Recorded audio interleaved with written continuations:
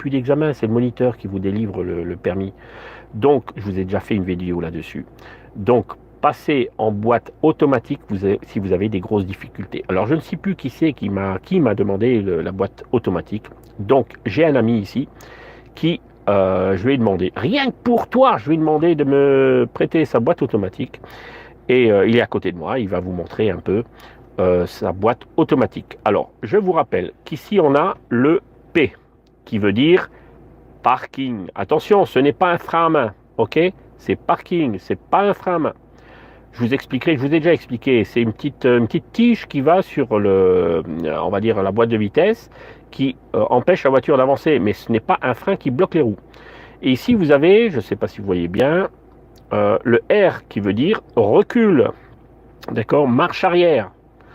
Ici, vous avez le N neutre, c'est pas effectivement un point mort, d'accord.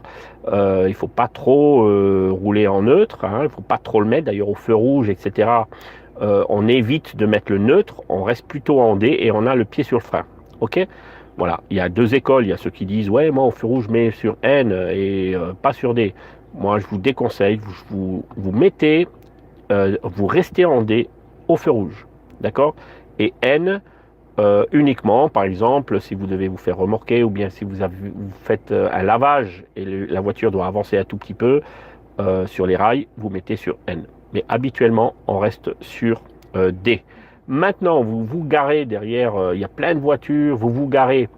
Alors, si vous vous garez, ben, bien sûr, vous mettez parking hein, pour vous arrêter. Et voilà. Bon, alors maintenant, qu'est-ce que je voulais dire? Et après, il y a ici aussi S. S, c'est séquentiel. Alors, il va vous montrer comment tu fais le séquentiel. Tiens. Séquentiel, ça veut dire quoi? Ça veut dire que vous allez passer vous-même les vitesses. Alors, on y va. Donc là, le plus simple, on se met en mode drive. Donc là, on peut commencer à rouler. On va passer en mode séquentiel.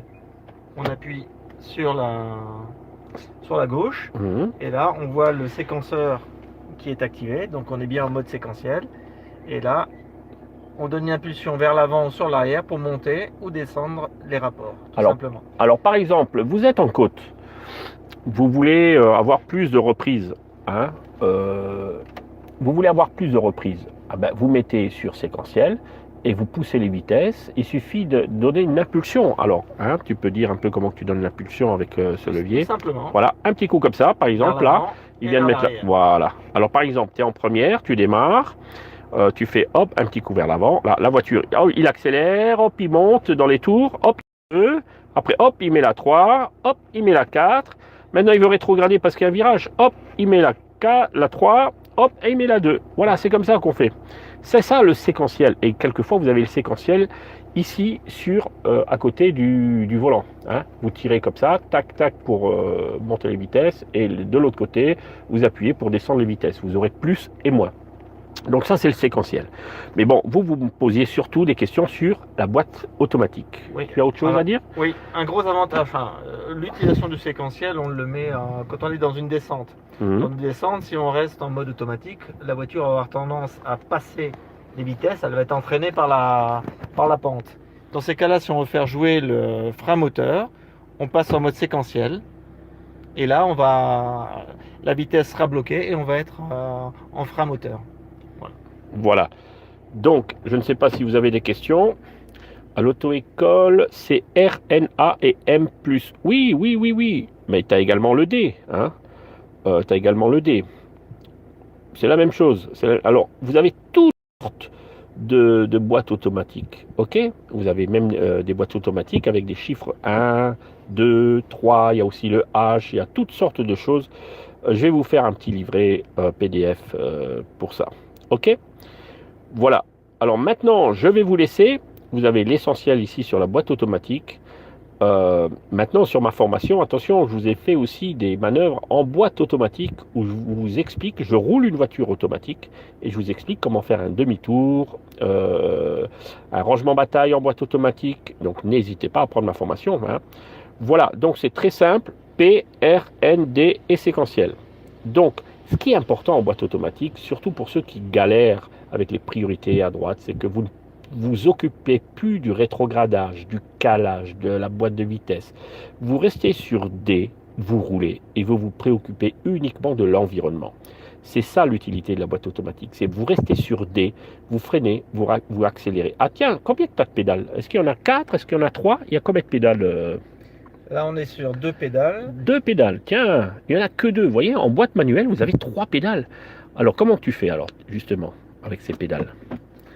Donc, hop. Donc, on est simplement sur l'accélération et on freine. voilà. Et c'est tout. Et le pied gauche, il fait rien alors. Ah, il y a le repose-pied quand même. Voilà, il y a le repose-pied. Et le pied gauche, donc, il est utile à rien du tout. On accélère. J'ai déjà vu des personnes, parce que je donnais des cours en voiturette, il y a également 2 pédales, des personnes qui freinaient avec le pied gauche et ils accélèrent avec le pied droit. Ne faites jamais ça.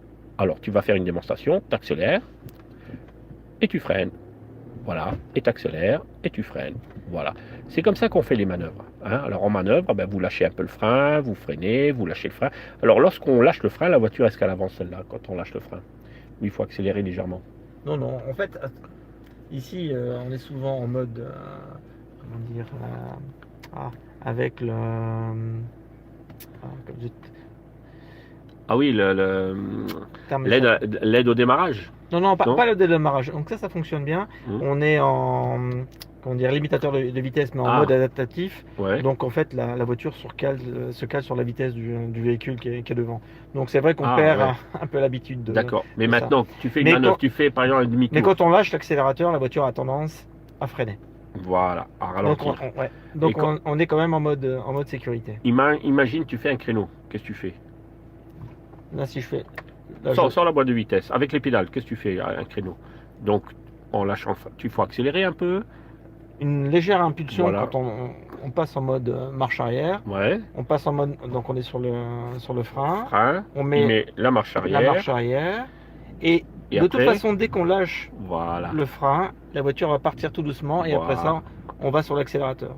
Mais d'abord, tout doucement, on lâche le frein. Voilà, on lâche le frein, la voiture, elle recule. Elle va reculer tout doucement. Voilà, toute seule. Donc, utiliser uniquement le frein, éventuellement accélérateur. Mais en général, quand on fait une manœuvre, on n'accélère pas. Hein. Si on est sur le plat, la voiture, c'est suffisant. On fait du 4 km/h, du 5 km/h avec une boîte auto. Si on lâche simplement le frein, ça dépend des boîtes auto. Donc c'est très facile. Frein, vous lâchez, la voiture, elle recule. Hein. Voilà. Et en plus, ici, regardez, on a également la voiture qui est... Ah ben ça, c'est la voiture qui est derrière nous. Qui est derrière nous, hein, pas devant. Hein. On peut voir tout ce qui se passe derrière. Donc, pour faire un créneau avec cette voiture, c'est la rigolade. Voilà les enfants, je vous laisse et je vous dis à bientôt. Maintenant, bien, rapidement, avant que je vous laisse, est-ce qu'il y a des questions? Il veut faire son petit créneau. Est-ce qu'il peut reculer? Ben oui, il n'y a personne. Il n'y a personne. Alors, les bandes jaunes, attention, les bandes jaunes, c'est pas ce qu'il y a noté, c'est pas ce qu'il y a sur le trottoir. Hein. C'est la voiture qui signale ça, regardez. Alors, ça, c'est parce qu'il a braqué les roues à droite. Donc, c'est l'endroit où on va aller. C'est l'endroit où on va aller. Hein. Et voilà, là, il est en train de reculer. Et si il redresse les roues, regardez. Et là, pour savoir si les roues sont droites, souvent vous êtes perdu. Vous ne savez pas si les roues sont droites. Oui, alors ça, c'est ce qu'il y a derrière, imaginez.